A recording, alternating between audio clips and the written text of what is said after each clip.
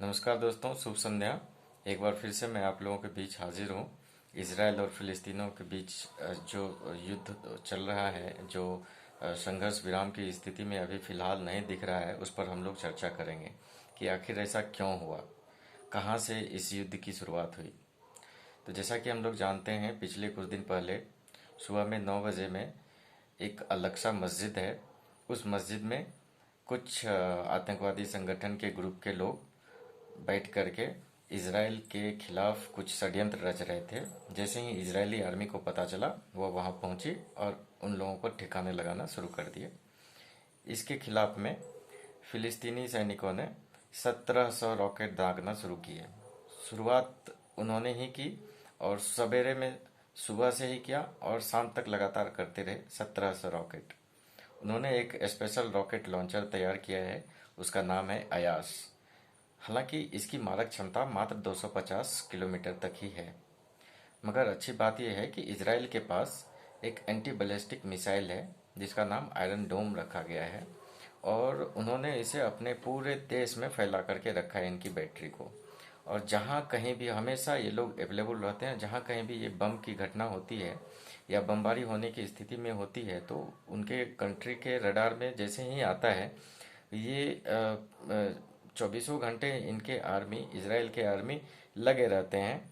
इनके defence system बहुत ही strong है, और जिस 1700 में से 90% बम को इन लोगों ने हवा में ही मार गिराया।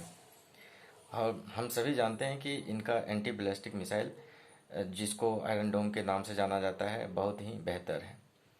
अभी हाल में यही पता चला है कि इनकी एंटी बैलिस्टिक मिसाइल की क्षमता को देखते हुए त्वरित कार्रवाई जो ये लोग करते हैं, ये वो 30 सेकेंड से 90 सेकेंड के अंदर अंदर ये उसे मार गिराते हैं। इस बीच में ये अपने देश के नागरिकों के सुरक्षित जगह पर पहुंचने का समय भी देते हैं, एक स्पेशल अलार्म के जरिए।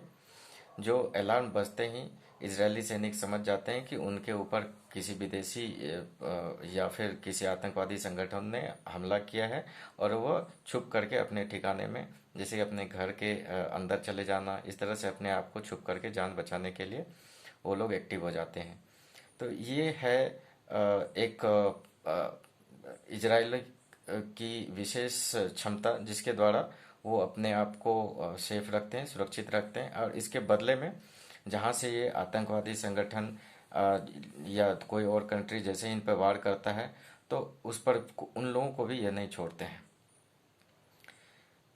इनकी मारक क्षमता और इनकी त्वरित कार्रवाई को देखते हुए अमेरिका ने भी इनसे एक रिक्वेस्ट किया है कि हमारे लिए भी एक स्पेशल इसी तरह का एंटी बैलिस्टिक मिसाइल बनाओ, मिसाइल सिस्टम बनाओ, जो हम पूरे कंट्री में अपने कंट्री को हम सेफ रखना चाहेंगे।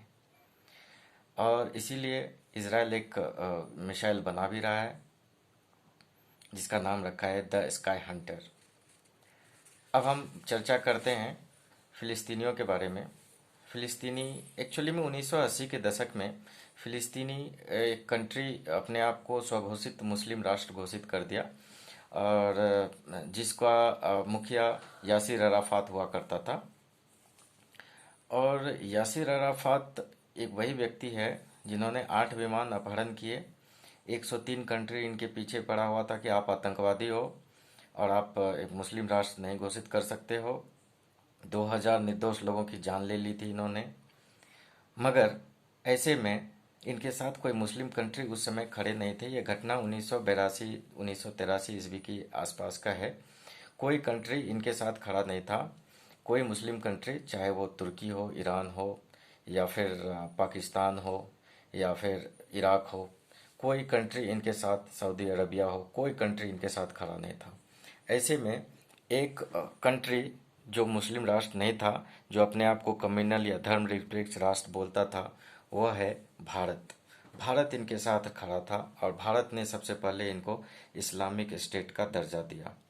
यही नहीं, उस समय में 1983 ईस्वी में इन्हें नेहरू शांति पुरस्कार से घोषित किया गया। और नेहरू शांति पुरस्कार का उस समय का कीमत 1 करोड़ रुपया हुआ करता था, और इसके साथ इन्हें 200 ग्राम सोने का शील्ड भी दिया गया। क्या मजबूरी थी नहीं मालूम। आज के डेट में ये 1 करोड़ रुपया लगभग 1.5 अरब रुपए के बराबर है।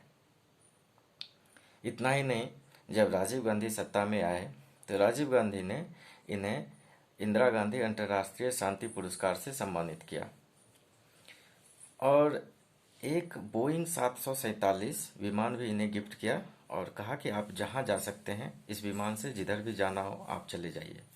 यानी कि स्वघोषित मुस्लिम राष्ट्र का तो दर्जा यही हो ही गया इनके साथ। ये वही फिलिस्तीनी है जो बाद में इन्होंने OIC यानी कि ऑर्गेनाइजेशन ऑफ इस्लामिक कंट्री बनाया और इसी OIC का पहला स्टेटमेंट ये था कि कश्मीर भारत का नहीं बल्कि पाकिस्तान का अभिन्न अंग है। इनकी विदेश नीति वहां बिल्कुल ही काम नहीं आई। हम सभी जानते हैं कि जो कोई भी व्यक्ति हैं, हमास जो एक संगठन है, मुस्लिम संगठन है, वो उन्होंने लगभग लगभग भारत के सभी लोगों के साथ अपना एक अलग ही दर्जे का सांप्रदायिक माहौल बना के रखे हुए हैं। कहने का मतलब है कि यह भारत के किसी खास क्षेत्र से ना ये जुड़े हुए हैं, ना ये किसी तरह का आतंकवादी घटना कर रहे हैं, मगर जब भी पाकिस्तान कोई आतंकवादी घटना करता है तो यह भारत के खिलाफ में आकर के खड़ा हो जाता है। और इजराइल वही भारत का सबसे अच्छा दोस्त है। इजराइल बहुत ही राष्ट्रवादी देश है। जैसा कि हम सभी जानते हैं, इजराइल एक ऐसा राष्ट्रवादी देश है जहां अभिव्यक्ति की आज़ादी पर नाचने वालों में खास करके वहाँ की एक महिला एक्टर है जिनका नाम है मायसा अब्द अल हादी। उन्होंने अभी फिलिस्तीनियों के सपोर्ट में कुछ स्टेटमेंट दिया था कि आप गलत कर रहे हो, आप ऐसा नहीं कर सकते। बस फिर क्या था, यह पता चलते ही इजरायली जो आर्मी है वो उनके ठिकाने पर पहुंचे और उनके टांग में गोली मार करके उनको बताया कि पहले राष्ट्र है, राष्ट्र के लिए कुछ करो। वहाँ की महिलाएं खुद राइफल लेकर के युद्ध में लड़ने के लिए तैयार हैं।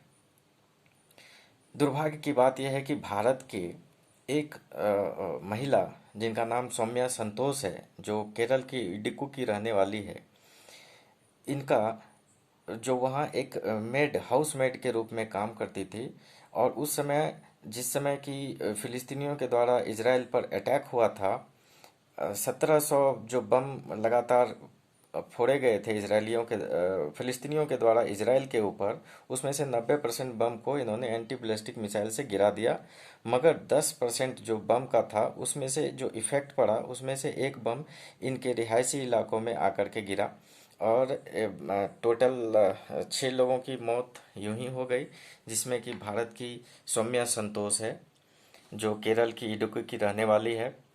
इनका एक 7 साल का बेटा है जिनको अभी तक ये सूचना नहीं दिया गया है कि आपकी माँ अब नहीं रही। और दुर्भाग्य से जिस समय ये बम विस्फोट हुआ उस समय में ये सौम्या संतोष अपने हस्बैंड से वीडियो कॉल पे बात कर रही थी।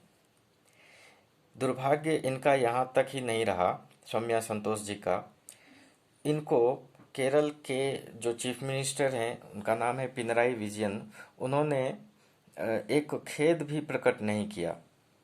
न कि इनके पूर्व CM जो अभी कांग्रेस के महासचिव हैं श्री ओमान चांडी जी, इन्होंने भी सौम्या संतोष जी के निधन पर कुछ भी खेद प्रकट नहीं किया।